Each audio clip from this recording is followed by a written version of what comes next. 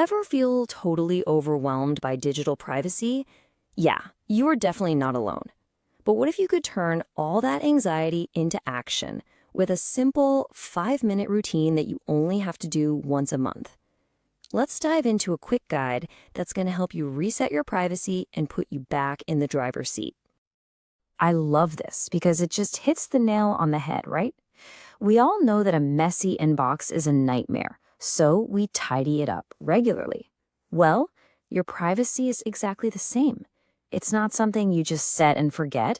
It's an ongoing habit. And here's why that habit is so incredibly important. You know, the digital world is always changing. That app you installed last year, it might have new, sneaky permissions today.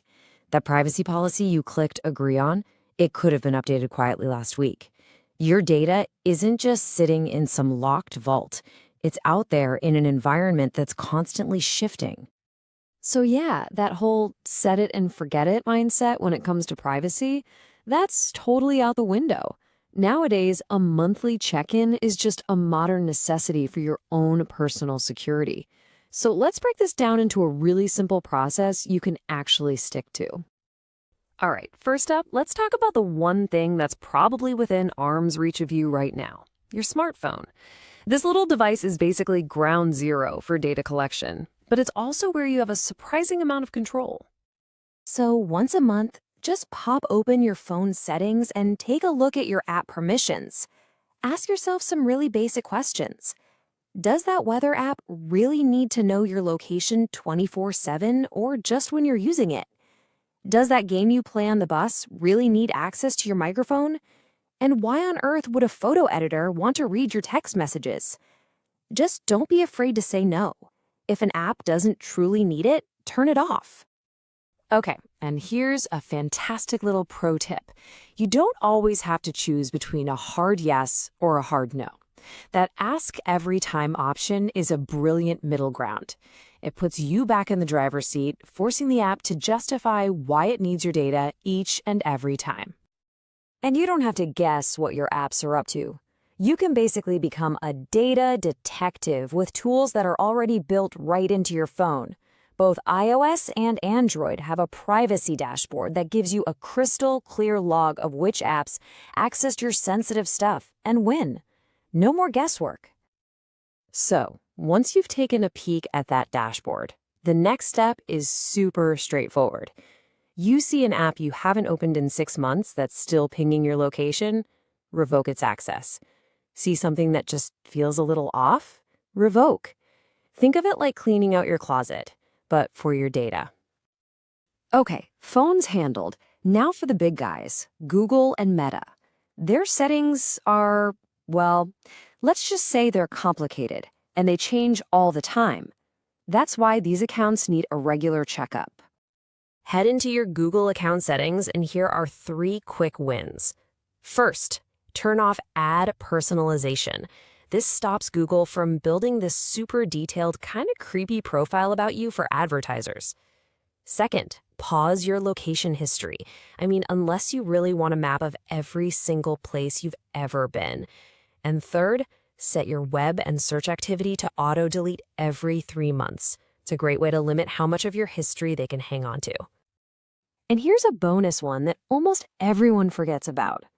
Over the years, how many times have you used Sign In with Google on some random app or website? Go through that list once a month and remove anything you don't recognize or use anymore. Each one of those connections is like leaving a back door to your account wide open. Now let's talk Facebook and Instagram. Their settings can feel like a maze that changes every few months. So the key here is to just focus on the big stuff. Who can see your posts? Who can tag you in photos? Are you okay with their facial recognition? And just like with Google, take a look at which businesses and apps are hooked into your account. Oh, and this one is a game changer. If you want a super fast, really powerful win, look for this tool. Facebook actually has an option that lets you change the audience for all of your past posts to friends with a single click. It's an amazing way to shrink your public history in an instant. All right, we've tackled our devices and big tech accounts. Now let's zoom out a bit and look at the digital trail we leave everywhere else, in our browser, our email, and even our cloud storage. Your web browser is your window to the internet, but it can also be a two-way mirror. So once a month, do a quick sweep. Block those third-party cookies to stop trackers from following you across different sites. Check what info you have saved in autofill. And this one is huge. Get rid of any browser extensions you don't actively use. They can often see everything you do online. Okay, now here's something you might not have thought about.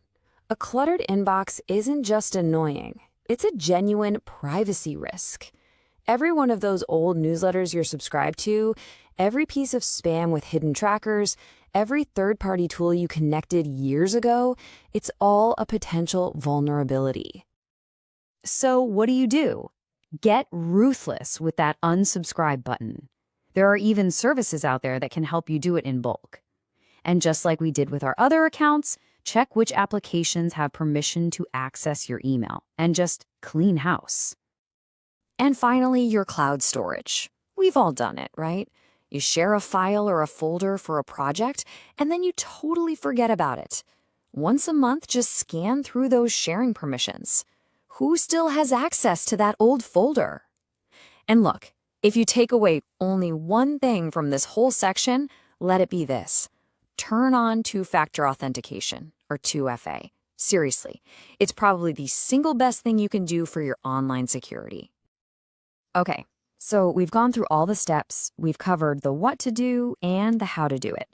But let's just take a step back and talk about the why. Why is making this a regular habit so important? It's pretty straightforward, really. When you do this every month, you're not just tidying up, you're building a defense system.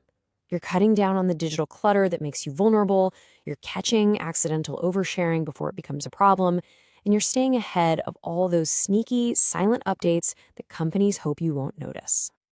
So if there's one thing to remember from all of this, it's this. Privacy isn't a switch you can just flip and then walk away from. It's a practice. It's a habit you build, one simple 5-minute check-in at a time. Look, you really do have the power here, and it's not as scary or overwhelming as it seems. You don't have to do everything all at once. Just pick one thing from this guide, maybe your phone permissions, and spend 5 minutes on it this week. So the only question left is, where will you start?